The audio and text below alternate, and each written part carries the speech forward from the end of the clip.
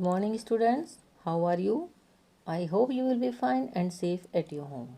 Students, today I am going to start Geography chapter number 1, The Earth in the Solar System. It is very interesting chapter. The whole sky is filled with tiny shining objects.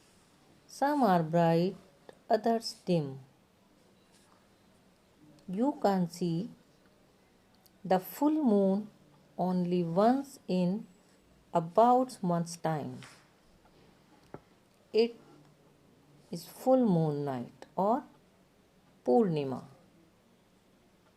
A fortnight later, you can't see it at all. It is a new moon night or Amavasya.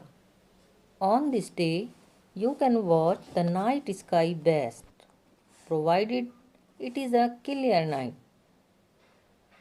Do you wonder why can't we see the moon and other celestial bodies during daytime? It is because the very bright light of the sun does not allow us to see all these bright objects of the night sky. The sun, the moon, and all those objects shining in the night sky are called celestial bodies. Celestial bodies. Celestial का मतलब होता है heavenly यानी स्वर्ग से जुड़ा हुआ celestial. ऐसी बॉडीज जो कि स्वर्ग में हैं या स्वर्ग से जुड़ी हुई हैं. इट मीन्स हमेशा से जो इंसान रहे हैं वो इस बात से फैसिनेटेड रहे कि हमें किसने बनाया, हम पैदा हुए तो क्यों हुए, हम यहाँ पर धरती पर हैं तो क्या करने के लिए हैं, पर्पस ऑफ लाइफ क्या है. हमेशा ये सवाल आता था. तो उन्हें रात के टाइम में पूरा आसमान दिखता था जिसमें उन्हें तमाम तरह के तारे, तमाम तरह के प्लैनेट्स और पूरा यूनिवर्स दिखाई देता था. उन्हें लगता था कि भगवान कहीं हैं तो ऊपर ही है. तो ऊपर आसमान में जितनी भी बॉडीज़ दिखाई देती हैं, प्लैनेट्स हों या स्टार्स हों, उन्हें हेवनली बॉडीज़ कहा जाने लगा. The sun, the planets, the moon, the stars and all those object shining in the sky are called celestial bodies. जब आप आसमान में देखते हो तो कितनी तरह के आपको सेलेस्टियल बॉडीज़ देखने को मिलते हैं, जैसे सन, प्लैनेट्स, मून वगैरह. तो सबसे पहले हम सन की बात करते हैं. The sun is a star.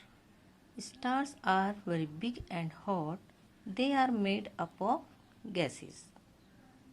They have their own heat and light which they emit in large amount.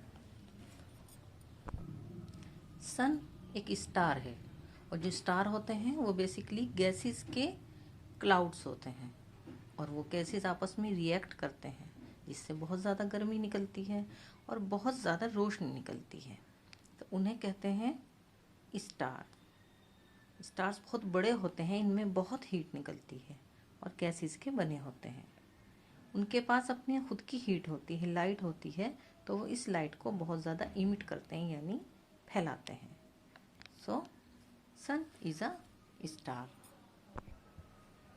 Countless twinkling stars in the night sky are similar to the sun, but we do not feel their heat or light because they are very very far from us.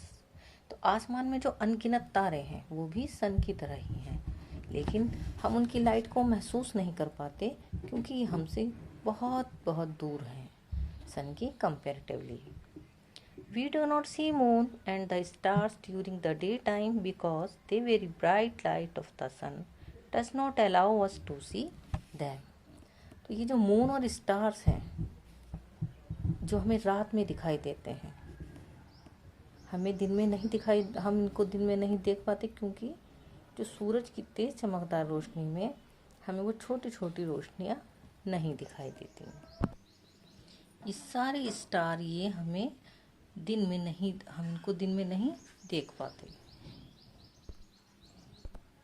क्यों नहीं देख पाते? क्योंकि ये हमसे बहुत दूर हैं और सन की कंपैरेटिवली यानी सन करीब है और जो स्टार्स हैं ये हमसे बहुत दूर हैं। सूरज की इतनी चमकदार तेज रोशनी होती है कि हमें उस रोशनी में ये तारे दिखाई नहीं देते।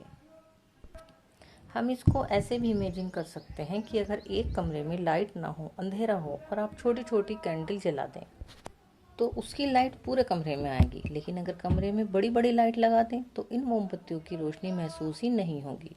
तो यही होता है हमारे साथ। नाउ अब बात करते हैं स्टार्स की। A group of stars in a particular pattern is called constellation. Ursa Major and Saptarishi, a group of 7 stars. तो अब स्टार्स की जब हम बात करते हैं तो इनके ग्रुप की बात करते हैं। अब जब रात में हम इन तारों को देखते हैं तो हमें लगता है कि रैंडमली ये कहीं पर लगे हुए हैं, और इन तारों के बीच में अगर आप नोटिस करोगे कि कुछ ऐसा ग्रुप ऑफ स्टार्स हैं जो एक पर्टिकुलर पैटर्न में नज़र आते हैं। भले ही कोई भी साल चल रहा हो, साल का कोई भी महीना चल रहा हो, वो आपको जब भी नज़र आएंगे पूरा ग्रुप नज़र आएगा। तो ऐसे बहुत सारे ग्रुप्स हैं जो साल के अलग अलग टाइम में नज़र आते हैं, और इन ग्रुप्स को क्या बोलते हैं हम? कॉन्स्टिलेशन बोलते हैं। तो उर्सा मेजर और सप्तऋषि, ये उर्सा मेजर और जो सप्तऋषि है ये भी एक ऐसे ही कॉन्स्टिलेशन है जिनके बारे में कहा जाता है it is a group of 7 stars. Ursa Major और ग्रेट बियर, ये उर्सा मेजर है।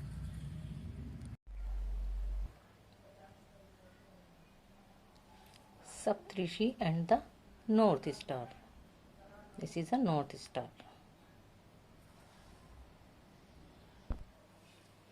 In ancient times, people used to determine directions during the night with the help of stars. The north stars indicate the north direction and also called pole star. It always remains in the same position in the sky. We can locate the pole star with the help of Saptarishi. Ancient time में अगर आपको आज कहीं जाना है तो आपके पास proper transport system है। अगर आप खुद से भी कहीं जा रहे हैं तो आपके पास गूगल मैप्स है ना, आपके पास सब रास्ते हैं जिनका आपको पता है। लेकिन एंशिएंट टाइम में ऐसा नहीं था। अगर उन्हें कहीं जाना होता था तो डायरेक्शन का बहुत ध्यान रखना पड़ता था कि हम कहीं गलत तो नहीं जा रहे हैं। तो अब डायरेक्शन का पता कैसे लगाया जाए? एंशिएंट टाइम में उनके पास कुछ टेक्नोलॉजी भी नहीं थी, तो उन्हें किसी ऐसी चीज़ की मदद लेनी पड़ती थी, तो वो मदद लेते थे स्टार्स की। अब वो स्टार्स का यूज़ कैसे करते थे डायरेक्शन पता लगाने में? एक स्टार है जिसको नॉर्थ स्टार बोलते हैं। कौन सा स्टार? North star. तो नॉर्थ स्टार बोलते हैं जिसको पोल स्टार भी कहते हैं। इसकी खासियत क्या है कि हमेशा किसी भी साल में, किसी भी महीने में हमेशा नॉर्थ डायरेक्शन की तरफ ही मिलेगा। ये जो नॉर्थ स्टार है ये हमेशा जो इसकी डायरेक्शन है वो नॉर्थ में ही मिलेगी। अगर हम पूरे आसमान में देखना चाहें ये कौन सा तारा है, तो पोल स्टार जो हमेशा नॉर्थ की तरह रहता है, तो उसका तरीका है कि आप सबसे पहले ढूंढिए सप्तऋषि कॉन्स्टिलेशन को। ये क्या है? हमारा ये सप्तऋषि कॉन्स्टिलेशन है, हम इसको ढूंढेंगे। और सप्तऋषि कॉन्स्टलेशन के जो पहले 2 स्टार हैं उन दोनों स्टार्स को मिलाएंगे। जो पहले 2 स्टार थे इन दोनों स्टार्स को मिलाएंगे और उस लाइन को हम एक्सटेंड कर देंगे। ये देखिए आगे एक्सटेंड हो गई है, उसको हम एक्सटेंड करेंगे और उसी लाइन में आगे जाकर एक तारा जो पड़ेगा वो क्या है? ये पोल स्टार यानी नॉर्थ स्टार। तो नॉर्थ की तरफ होगा ये नॉर्थ की तरफ होगा ये। तो यही तरीका है पोल स्टार के बारे में पता लगाने का, सप्तऋषि कॉन्स्टिलेशन को देखकर। ये हमारा सप्तऋषि कॉन्स्टिलेशन था और इसी से हमने आगे इसको एक्सटेंड किया और हमें क्या मिल गया? हमारा pole star. We also see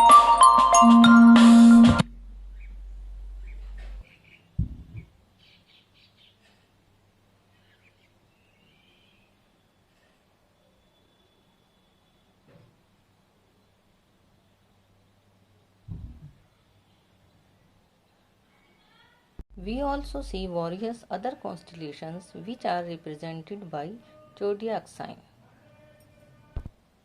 अब आपने बहुत तरह के ज़ोडिएक साइन देखे होंगे, अखबारों में आपने देखा होगा, न्यूज़ चैनल पर, टीवी चैनल पर, जैसे लियो, टोरस वगैरह, जैसे हिंदी में आप बोलते हो कुम्मी। तो ये भी बेसिकली कॉन्स्टलेशंस हैं और इनकी भी प्रॉपर कुछ ऐसे ग्रुप्स ऑफ स्टार्स हैं जो सदियों से दिखते आए हैं।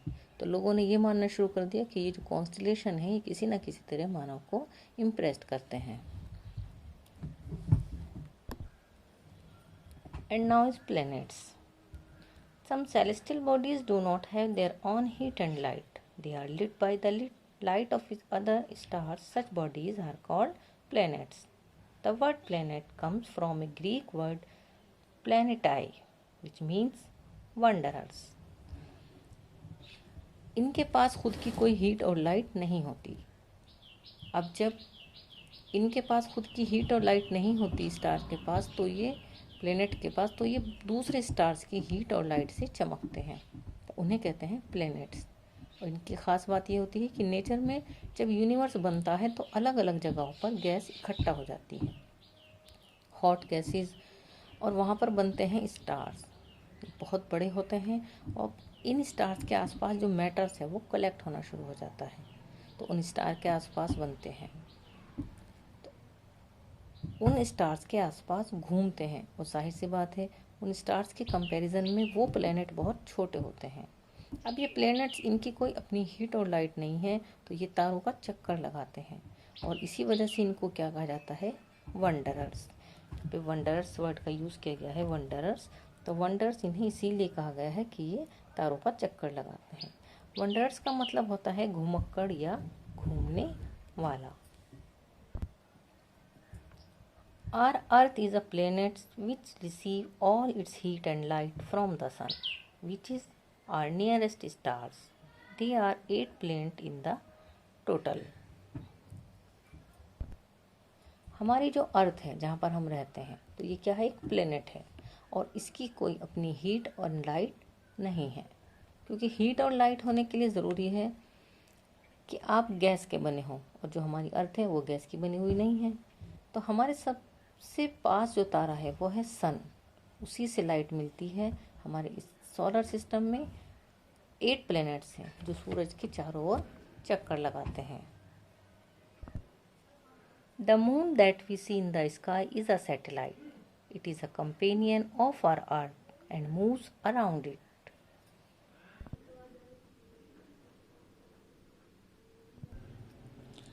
अब जो रात में हमें चांद दिखाई देता है, तो ये चांद हमारा क्या है, सैटेलाइट है।